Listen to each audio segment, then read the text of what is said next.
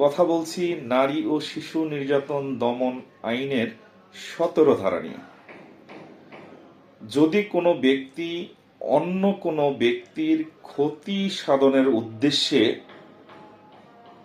উক্ত ব্যক্তির বিরুদ্ধে নারী ও শিশু নির্যাতন দমন আইনে কোনো মামলা বা অভিযোগ দায়ের করার যৌক্তিক কারণ বা আইনগত কারণ না থাকা সত্ত্বেও যদি অন্য কোনো ব্যক্তিকে হয়রানি করার জন্য মিথ্যা মোকদ্দমা দায়ের করেন, তাহলে উক্ত ব্যক্তি মিথ্যা মোকদ্দমা দায়ের করার কারণে 7 বছরের সশ্রম কারাদণ্ড তৎসহ অর্থদণ্ডে দণ্ডনীয় হবেন।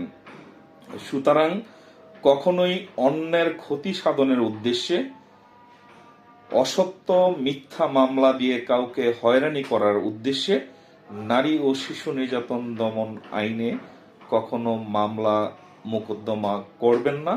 যদি কেউ কখনো কাউকে হয়রানি বা অসৎ উদ্দেশ্যে আইনগত সুযোগ না থাকার পরেও যদি মিথ্যা মোকদ্দমা দায়ের করেন, তাহলে অবশ্যই আপনাকে নারী ও শিশু নির্যাতন দমন আইনের 17 ধারা অনুযায়ী মিথ্যা মোকদ্দমা দায়ের করার কারণে 7 বছরের সশ্রম কারাদণ্ডে দণ্ডিত হতে হবে।